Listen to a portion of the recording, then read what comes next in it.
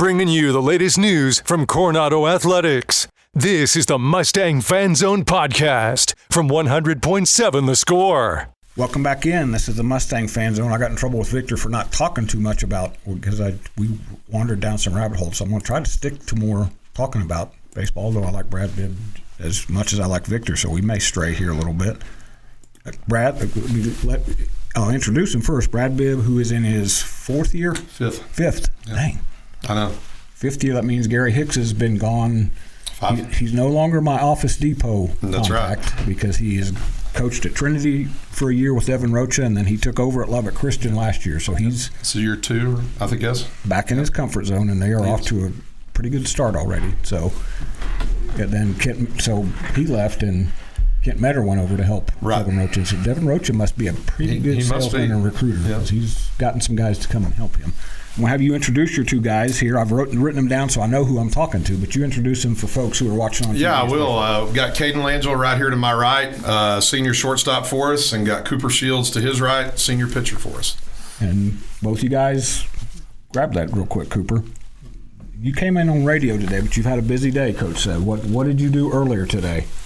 We're still student athletes at the end of the day, so went to school, got my classes done, got all my work done, and then helped my mom prepare for senior day or senior signing, and got all that set up. And what did you do at senior signing? I signed to play at the University of Southwest as a pitcher. There we go. Today started off early, but it got rolling pretty quickly. Same as him, went to school, did all the usuals, and then got ready for the big nervousness on the stage. But I signed to Vernon Junior College, the shortstop. And both those programs have a long, proud history. Lubbock sent a lot of guys to Vernon. I know that. Yeah. And that goes back to, I may predate you, that goes back to Art Gonzalez, who played for Jimmy Webster at Lubbock Highway back then. That is before me. Yes, that was back when I was at the AJ. But they've little family connection there. My wife's grandparents lived in Vernon, so I spent a lot of time in Vernon. Get the fun out of your system now, because it's a lot of nothing. It's a lot of nothing. A whole lot to do there, but you're there to play baseball. So, but you're here to play baseball this season for Coronado. We just talked to Victor about they came close to making the playoffs. Well, Mustangs made the playoffs. Mustangs got to the second round, played a very entertaining series against Abilene Wiley? Cooper. I knew it was one of them. Down in Andrews. And that was a breakthrough. First of all, getting to the playoffs, I told you I met one of your friends the other day, and I told him that you lived Ryder down the course of the season, because no voodoo. You didn't need any voodoo. No, we were lucky with that last year. Yes, you guys stayed healthy and got you to the playoffs. That was a big breakthrough, but then winning that first series, I'm going to get all three of you to talk about it. How meaningful was that? How much of a kind of a segue into the fall and spring and now?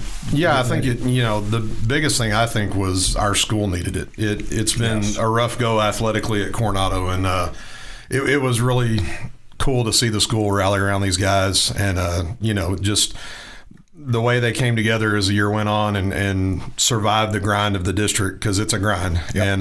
And to survive it and have a chance to win it, and then we didn't quite get it won, but to come back and win a playoff series and do it in the way we did it, by playing really solid baseball was a lot of fun, and I think a testament to just how hard they worked and the grit they played with all year.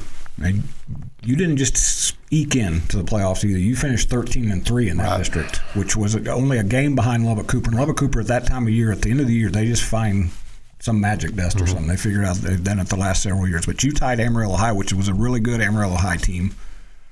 And then we mentioned Plainview earlier. Sorry, Victor. Plainview got the 4th spot. Good friend of yours. If you don't know Brandon Gillen and you're not friends with him, something's wrong with you, because that's a you problem. He is a good dude. That goes back to I mentioned that Brad didn't need any voodoo. The 2 years before that, you guys were right there in the mix and had injuries to very key guys. Yes. That I'm going to guess these guys know those guys from playing with them. Am I right that the year when your left-handed pitcher, Jared Owens, the year he got hurt, were you sitting in first place? We were. I can't remember if that was the five-way tie at one point year, or if that was the year before. But Yeah, we were right there towards the top, and then he goes down, and that hurt us.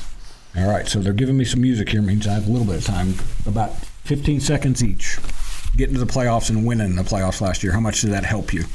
That helped me a lot. And the first year on varsity, that felt really well, doing it with those guys. And I feel that I hope we can do that again this year because we need it, and our school needs it again for sure. But, yeah, I love those guys. What about you, Cooper? How much did that kind of help you going into the offseason? Well, a lot leading into it.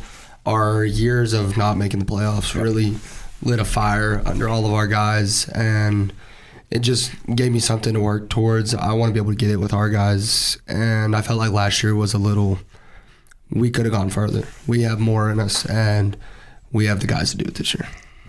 Motivation on top of motivation there. So we're coming up on the break. We'll be back to talk more Coronado Mustang baseball on the High School Fan Zone on 100.7 The Score. Diving headfirst into Coronado athletics. You're listening to the Mustang Fan Zone on 100.7 The Score on the 100.7 The Score mobile app. Welcome back in. This is the High School Fan Zone on a Wednesday night. I'm Randy Rosetta. You're listening on 100.7 The Score, watching on Fox News Now.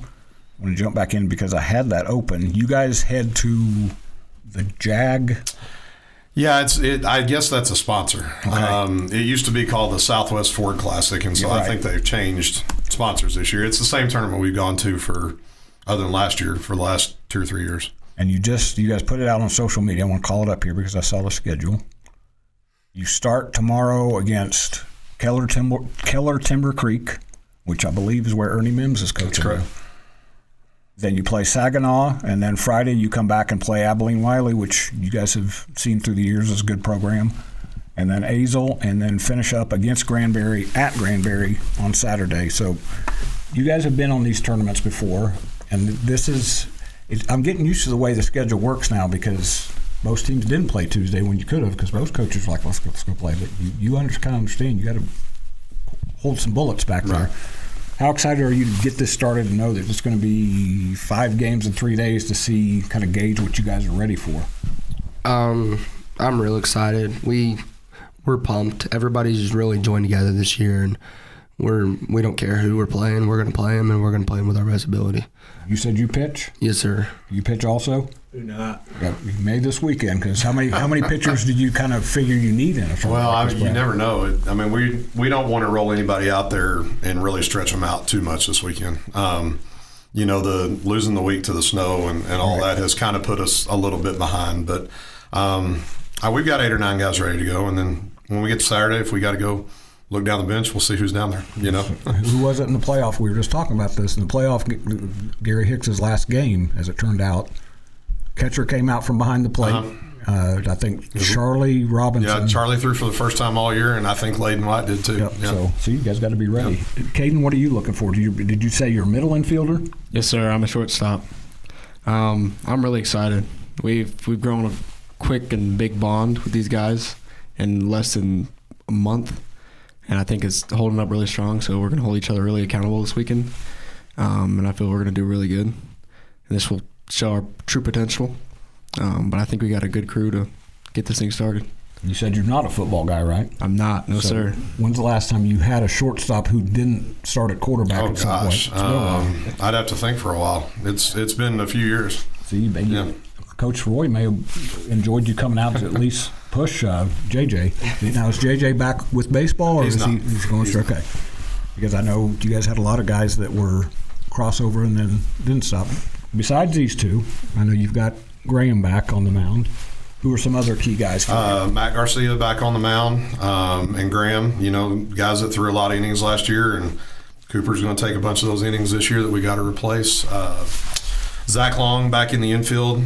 He's a third-year varsity guy, so tons of experience. Jaden Vasquez behind the plate, who kind of caught halftime last year for us and will be our catcher this year. Campbell Stanek in center field. That's not a bad guy to have back. And signed to play football today. Yep. So, we have a lot of guys back. And I'm looking forward to seeing some of our new guys, some of our juniors that are coming up from the JV that we need to fill spots. That we need to see them this weekend and kind of figure out where those holes are going to be and put them in some spots where they're going to have to perform. And so it's going to be really fun. It's been a weird start just with the weather and scrimmages and trying to piece it all together. So I'm excited to see it in a 7-inning setting and see what we can do. Now, these JV guys, have they been Sean Hensley coached? Oh, well, we coach them all. Okay. So we're with them from day one. Because I don't know that a coach and assistant coach could be as different personality-wise as you and Sean Hensley. And we work well together, for sure. You and I are probably we're pretty similar in that we're kind of laid back and let kind of figure thing. And Sean Hensley, I mean, he turns the volume on high and breaks off. He does. He is an energy guy. Love that dude. That's a fellow Kansas guy, so I can respect that. He comes from a different corner of Kansas, but we all claim it. So those 5 games, tell me about the 5 teams you're playing. Is there somebody in there that you're looking forward to? We've played Timber Creek before in this tournament, solid 6A team. Saginaw will be probably the weakest team we play, I think. Wiley is always good. Yes. Azle is typically a 5A playoff team, and Granbury is usually in the mix in 5A. So I think it's a great tournament. You don't want to go to a tournament the first week and play a bunch of dudes where you're going, gosh, we can't go 0-5, but you also want to get a little bit of a competition there. And so I think this is going to be a good mix of that. And so I'm really excited to see our kids, cut loose and let's go play. And one thing about you guys getting into district, you guys know this, and it's going to be much more after this year. You get into district, you see a lot of guys you play against in the summer, played with in the summer. When you get to the Metroplex, you feel like you're kind of carrying West Texas, Lubbock's banner with you too, to kind of say, hey, we know what we're doing out there. Yes, sir. I mean, all these Dallas schools are hyped up, and I think some boys coming down from Lubbock, Texas to beat them is putting Lubbock on the map, and even all the other LISD schools. And we're here to compete with anybody. Caden, he's right. And I enjoyed when Tim Tadlock's son played for you, because you could kind of see he had to be a little bit politically correct, because Dad was probably recruiting a lot of those guys too. Absolutely. So he had to. Now, when you got against Randall, he wasn't politically correct. I'll just leave that there. That's still one of my favorite memories, showing up and nowhere to watch. So when you guys get out there, and you're playing cool venues out there, because they do invest in a little bit in baseball out in the Metroplex. What do you want to see you guys do those 5 games that will get you ready for as you start to get closer to district? I think seeing these, I guess, better Dallas teams, I think it'll really show the team bonding that we have and all the skill that we put in and all the work that we put in over these weeks. And I also think a lot of people hype up these Dallas teams just because it's a big old city and there's a lot of good competition out there in Dallas. But I feel that we can have a good shot running through this tournament and doing really well.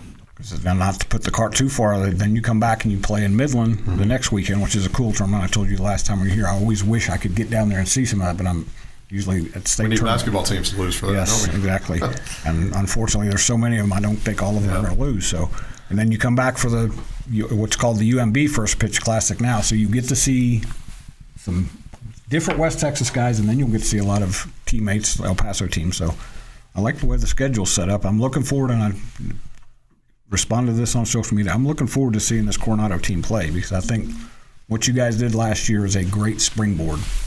So that's going to wrap us up. I saw Trent Hilliard walk by. He's got a basketball team to talk about. He's one of those teams. Friendship Tigers are live in the area round. We'll be back in the Tiger Fan Zone after this on 100.7 The Score.